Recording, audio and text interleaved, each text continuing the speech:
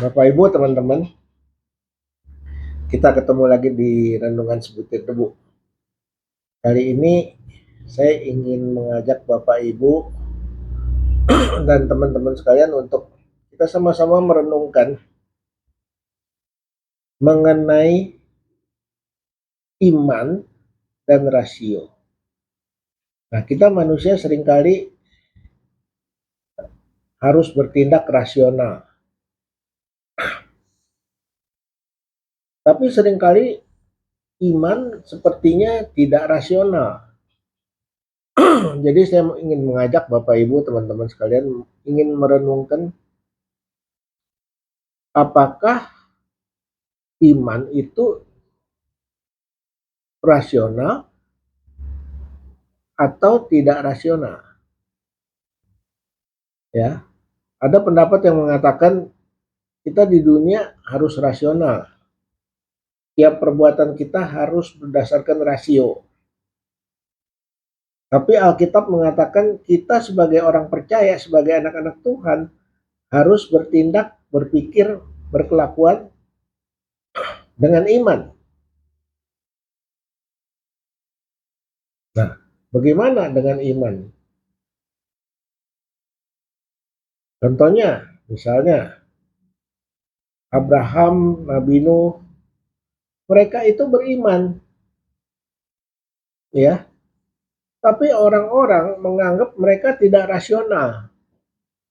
Artinya kenapa? Abraham dijanjikan anak, Ishak, anak perjanjian, tapi diminta kembali sama Tuhan supaya dipotong, dipersembahkan menjadi korban bakaran.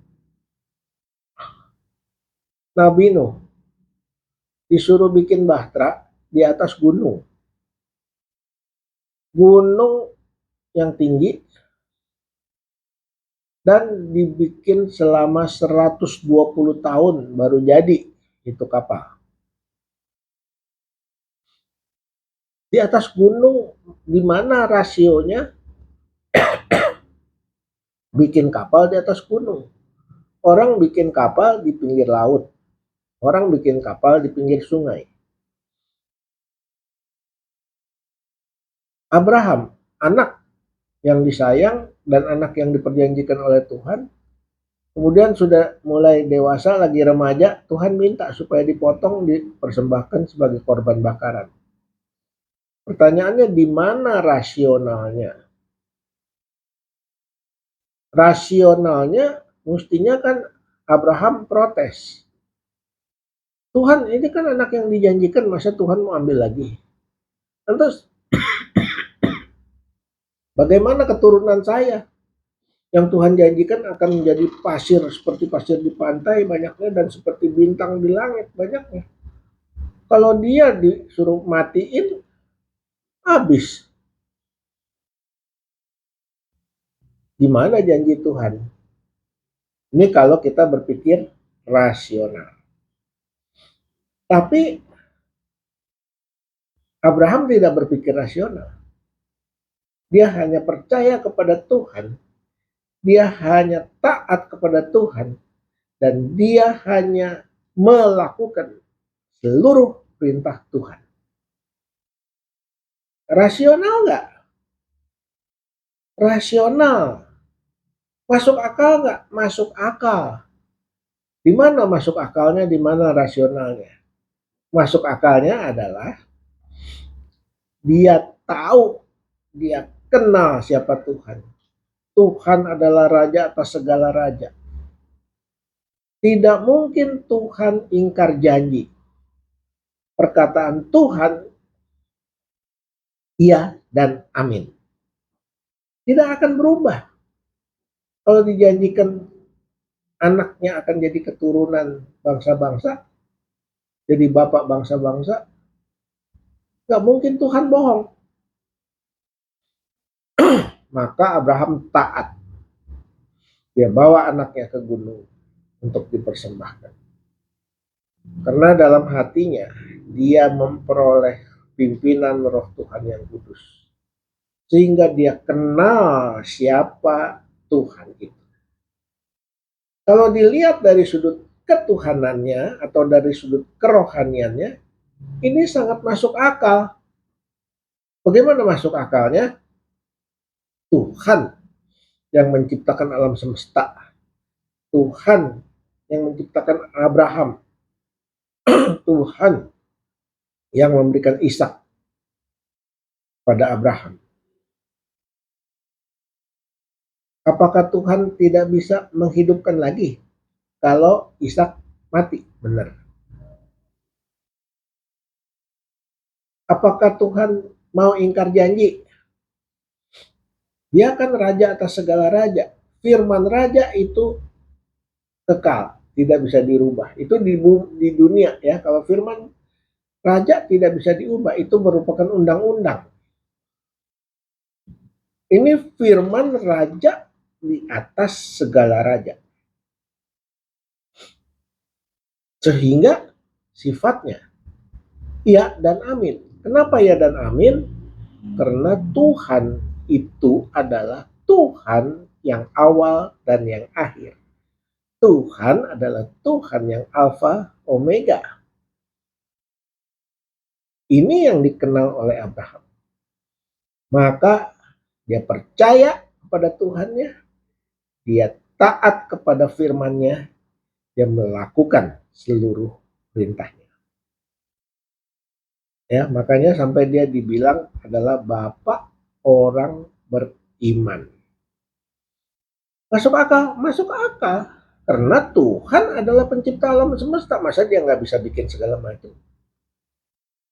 Ya, jadi kita sebagai manusia jangan mengkotakkan Tuhan yang tidak terbatas, kita masukkan ke dalam pemikiran manusia yang terbatas. Ya kita nggak bakal ngerti. Nah itulah konsep ciptaan tidak mungkin bisa mengerti pencipta. Ya. Nah sekarang kita lihat kepada Nabi Nuh. Nabi Nuh dia disuruh bikin bahtera di atas gunung. Dia bikin selama 120 tahun. Sampai-sampai secara logika dia dianggap orang gila. Ada nyanyiannya. Nabi Nuh membuat bahtera, orang sangka dia gila. Secara logika seperti orang gila. Kenapa? Karena bikin perahu, bikin kapal di atas gunung. Dan itu selama waktu yang lama, selama 120 tahun terus-menerus. Dia selalu bilang, bertobatlah, ada air bah. Kalau kamu tidak bertobat, kamu tenggelam, mati kamu. Tapi tetap orang tidak percaya karena tidak masuk dalam rasio manusia. Karena tidak bisa dimengerti oleh akal manusia, oleh pikiran manusia. Jadi manusia tidak mau percaya. Karena itu Bapak Ibu, teman-teman semua, kita sebagai anak Tuhan harus percaya penuh kepada Tuhan. Kita harus beriman. Ya. Kalau tidak, kita bisa binasa. Contohnya, waktu zaman Nabi Nuh, begitu air bah datang, semua binasa. Cuma Nabi Nuh dan anak-anaknya yang selamat ada di bahtera itu. Ya, tanpa iman kita binasa. Jangan main-main nih Bapak Ibu. Kita harus mengerti benar. Apakah iman itu masuk akal? Jawabnya iya, masuk akal. Kalau kita lihat dari sudut rohani. Dan iman adalah dalam Ibrani pasal 11 ayat 1. Ibrani pasal 11 ayat 1 ditulis, iman adalah dasar dari segala sesuatu yang kita harapkan dan bukti dari segala sesuatu yang tidak kita lihat. Waktu itu Abraham tidak tahu apa yang akan terjadi kepada Ishak. Waktu itu Nabi Nuh tidak akan tahu Apa yang terjadi setelah kapalnya jadi?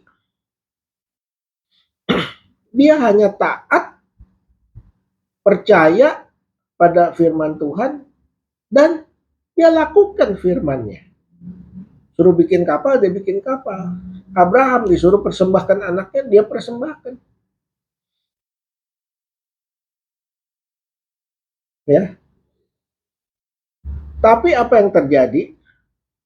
Firman Tuhan, ya dan amin. Anaknya Abraham tidak jadi dipotong. Karena Tuhan sudah menyediakan dombanya. Ya, yang tersangkut di akar pohon, sehingga Tuhan bilang, stop, jangan kamu bunuh anakmu, itu dombanya dibakar, dipersembahkan. Nabi Nuh terjadi, manusianya mati semua.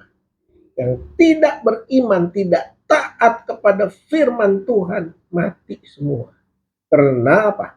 Karena mereka tidak percaya. Tidak percaya artinya tidak beriman. Di sini Bapak Ibu. Saya membacakan dari Ibrani pasal 11 ya. Pasal 11 ayat 6. Pasal 11 ayat 6. Perhatikan. Tetapi tanpa iman tidak mungkin orang berkenan kepada Allah. Tanpa iman tidak mungkin orang berkenan kepada Allah. Sebab barang siapa berpaling kepada Allah, dia harus percaya bahwa Allah ada dan bahwa Allah memberi upah kepada orang yang sungguh-sungguh mencari Dia. Allah memberi upah kepada orang yang sungguh-sungguh mencari Dia. Nah, itu ada di Ibrani pasal 11 ayat 6. Jadi tanpa iman tidak mungkin orang berkenan kepada Allah. Ya. Nah, dalam Roma pasal 14 ayat 23b. Roma pasal 14 ayat 23b. Dan segala sesuatu yang tidak berdasarkan iman adalah dosa. Kenapa dosa? Karena tidak taat kepada firman. Karena menyimpang daripada firman. Roma pasal 3 ayat 23 mengatakan begini. Karena kami yakin bahwa manusia dibenarkan karena iman. Dibenarkan karena iman. Dan bukan karena dia melakukan hukum Taurat. Bukan karena dia melakukan hukum Taurat. Nah, pasal Roma pasal 5 ayat 1 tertulis begini. Sebab itu kita yang dibenarkan karena iman, kita hidup dalam damai sejahtera dengan Allah oleh karena Tuhan kita Yesus Kristus. Ya, sebab itu kita yang dibenarkan karena iman, kita hidup dalam damai sejahtera. Dan dengan Allah oleh karena Tuhan kita Yesus Kristus. Jadi Bapak Ibu, teman-teman semua, kita sebagai anak Tuhan, sebagai anak-anak Allah, harus kita beriman. Harus kita percaya kepada firman Tuhan. Harus kita taat kepada firman Tuhan. Dan harus kita melakukan firman Tuhan dalam hidup kita sehari-hari. Sampai di sini dulu Bapak Ibu. Nanti kita sambung lagi dalam renungan sebutir debu pada episode yang lain. Sampai jumpa lagi. Jangan lupa klik subscribe dan share. Supaya makin hari makin banyak orang yang dengar, makin banyak orang yang mengerti, dan makin banyak orang yang menerima Tuhan Yesus sebagai juru selamat dalam hidup.